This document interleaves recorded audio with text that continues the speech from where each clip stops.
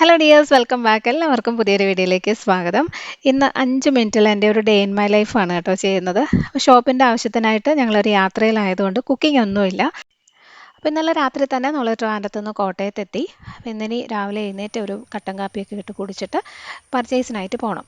Breakfast ഒന്നും ഉണ്ടാക്കി കഴിക്കാനുള്ള സമയമില്ല. അപ്പോൾ പെട്ടെന്നൊരു കട്ടൻ കാപ്പിയൊക്കെ ഇട്ട് കുടിച്ചിട്ട് പോകണം. ബാക്കി ഫുഡെല്ലാം പുറത്തുനിന്നാണ്. ഇതിപ്പോൾ ഒരു റൂട്ടീൻ പോലെ ആയി കേട്ടോ. എല്ലാ മാസവും അല്ലെങ്കിൽ ഒരു 2-3 ആഴ്ച കൂടുമ്പം ഈ ഒരു രീതിയിലാണ് ഇവിടെ കോട്ടയത്ത് വന്നിട്ട് അടുത്ത ദിവസം എറണാകുളത്തേക്ക് പോകും. അപ്പോൾ ഇവിടെ കുറച്ച് മഴയൊക്കെ പെയ്ത് കിടക്കുന്നതുകൊണ്ട് നല്ല പച്ചപ്പാണ്, നല്ല ഭംഗിയുണ്ട് കാണാൻ.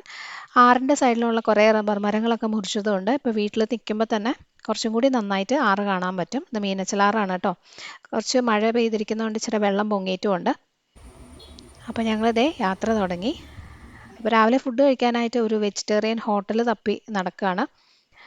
കുറച്ച് വലിയ ആനന്ദഭവൻ പോലുള്ള കുറച്ച് വലിയ റെസ്റ്റോറൻറ്റ്സ് ഒക്കെ ഉണ്ടായിരുന്നു. പക്ഷെ അവിടെ നല്ല തിരക്കായതുകൊണ്ട് നമ്മൾ കയറിയില്ല. സമയം ഒത്തിരി കുറച്ച് എടുക്കുമല്ലോ.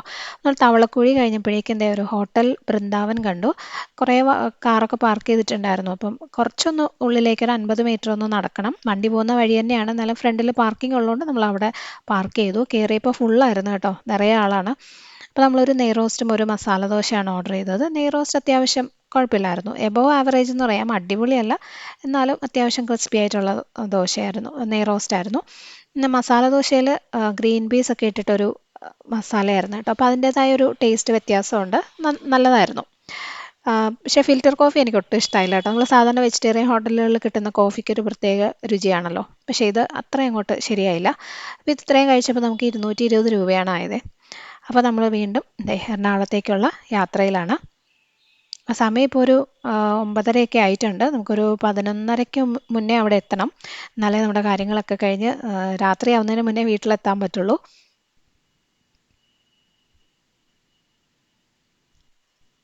അപ്പോൾ അങ്ങനെ ഞങ്ങൾ എറണാകുളം എത്തി. അപ്പോൾ ഒരു മെട്രോ ട്രെയിൻ പോവും എന്നുള്ള പ്രതീക്ഷയിൽ ഞാൻ വീഡിയോ ഒക്കെ ഷൂട്ട് ചെയ്തുകൊണ്ടിരുന്നെങ്കിലും ഒന്നും സംഭവിച്ചില്ല കേട്ടോ. അപ്പോൾ ഷോപ്പുകളിലൊക്കെ പോയി നമുക്ക് നേരത്തെ അറിയാവുന്ന ഷോപ്പുകളാണ്.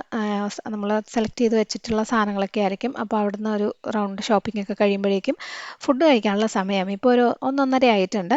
ഇത് നമ്മുടെ സ്ഥിരം ഫുഡ് സ്പോട്ടാണ്, വുഡ്ലാൻഡ്സ് ജംഗ്ഷനിലുള്ള പോളക്കുളത്ത്. ഇവിടുന്ന് ഫിഷ് കറി മീൽസാണ് നമ്മൾ എപ്പോഴും ഓർഡർ ചെയ്യുന്നത്. നല്ല നീറ്റ് ആൻഡ് ക്ലീൻ ആയിട്ടുള്ളൊരു റെസ്റ്റോറൻ്റാണ്, ഒരു ഹോട്ടലാണ് കേട്ടോ. അപ്പോൾ നമ്മളിത് മീൽസ് ഓർഡർ ചെയ്തു. സാധാരണ ഒരു വെജ് മീൽസ് കാണുന്ന എല്ലാ ഐറ്റംസും ഉണ്ടാവും കേട്ടോ. സാമ്പാർ, പുളിശ്ശേരി, പരിപ്പ്, ചമ്മന്തി, തോരൻ, അവിയൽ, അല്ലെങ്കിൽ ഒരു കൂട്ടുകറി, അങ്ങനെ ഉള്ള എല്ലാ സാധനങ്ങളും ഉണ്ടാവും, പായസം ഉൾപ്പെടെ. പിന്നെ അതേ ഒരു ഫിഷ് കറി. പിന്നെ നമ്മളെപ്പോഴും സ്പെഷ്യലായിട്ട് ഒരു കരിമീൻ ഫ്രൈ പറയാറുണ്ട്. അതിൻ്റെ കൂടെയുള്ള ഒരു സാലഡ് ഉണ്ടല്ലോ, ഒരു ഉള്ളിയും ക്യാരറ്റും ഒക്കെ ചേർത്തത്, അത് നല്ല അടിപൊളി ടേസ്റ്റാണ് കേട്ടോ. അപ്പോൾ നല്ല വരാൽ മീൻ കറി, തേങ്ങ അരച്ച കറിയാണത്, ഒക്കെ കൂട്ടി അടിപൊളി ഊണ്. അപ്പോൾ നമ്മൾ 2 വെജ് മീൽസ്, ഒരു ഫിഷ് കറി, ഒരു കരിമീൻ ഫ്രൈ, 2 ലൈം ജ്യൂസ് കഴിച്ചപ്പം 556 രൂപയാണ് ആയത് കേട്ടോ.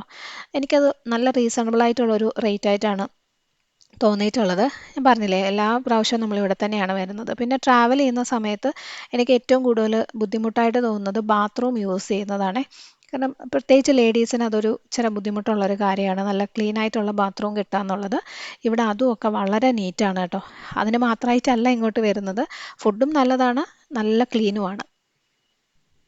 അപ്പോൾ വൈകിട്ടൊരു 4:30-5 മണിയൊക്കെ ആയപ്പോഴേക്കും നമ്മുടെ പർച്ചേസ് ഒക്കെ കഴിഞ്ഞു.